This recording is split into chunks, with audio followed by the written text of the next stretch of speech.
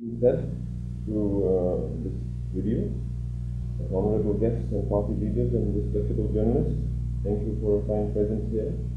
Before I proceed, I pay my richest tribute to all Baloch martyrs who have sacrificed their precious lives in the struggle for national rights and freedom. I salute all those political leaders and activists who are currently in the custody of Pakistani security forces and bearing inhuman torture for the national cause.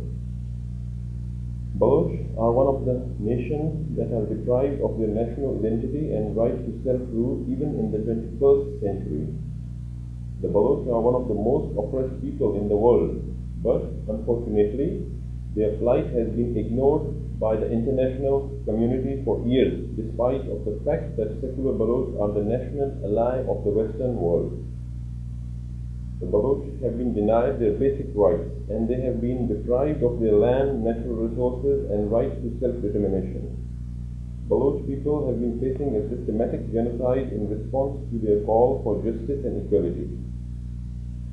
After the assassination of my grandfather, Nawab Brahumdagh Bugti, in full-fledged military operation in August 2006, having military offenses, bombardments on Baloch civilians, forceful abductions of Baloch political leaders and activists, extrajudicial killings, and recovery of mutilated dead bodies have become a routine in Balochistan. Hundreds of thousands of Baloch have been forced to leave their homeland and migrate to other provinces, or even in Afghanistan, where they are living in miserable conditions without any help and support from local or international organizations. The Baloch IDPs in Pakistan and refugees in Afghanistan have been targeted by the armed forces and intelligence agencies in Afghanistan through Taliban. After the visit of Chinese President recently, the following agreements regarding the so-called economic corridor and Gwadar port in April this year, Pakistani forces have intensified their atrocities against the Baloch to suppress their voice of dissent against deals in China. However, it is a fact that Baloch nation do not accept the intervention of China and its multi-billion-dollar aid to Pakistan in the name of investment that would only bring more death and destruction to the Baloch people.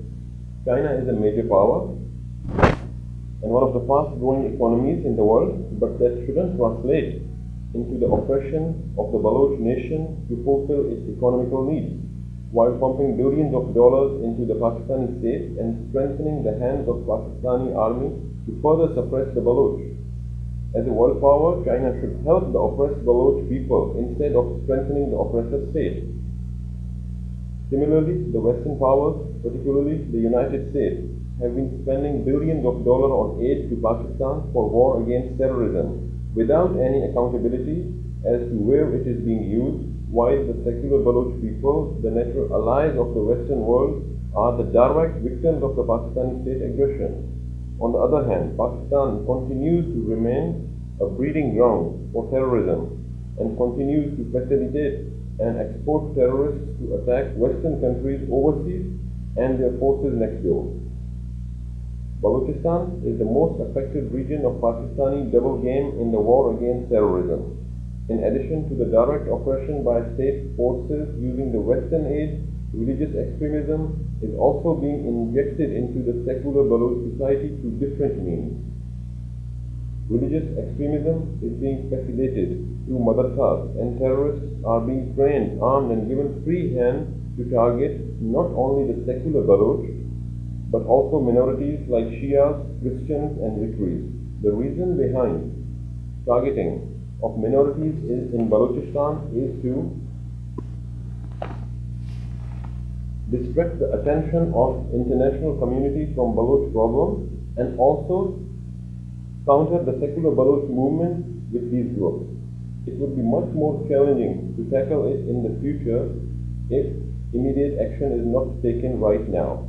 Currently, it is like a deadly disease in early stages. If not diagnosed and treated now, it would become a deadly disease for the peace and stability in the region and the world. Balochistan is one of the deadliest places for journalists, where journalists and reporters have been targeted and killed for merely doing their duties.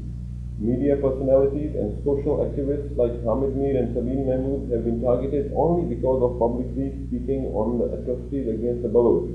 Universities and students have been threatened to ban events aimed to discuss the plight of Baloch. Baloch Republican Party urges the international media and human rights NGOs to play their important role in highlighting the gross human rights violations and continuous Baloch genocide.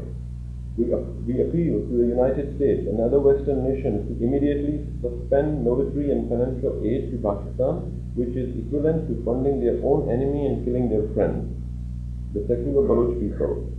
The Baloch, like any other sovereign nation, should be given the right to decide for its own fate. As a political and peaceful solution to the Baloch problem, the world community should pave the way for an independent referendum in Balochistan under the supervision of United Nations and let them decide for their future. Thank you very much.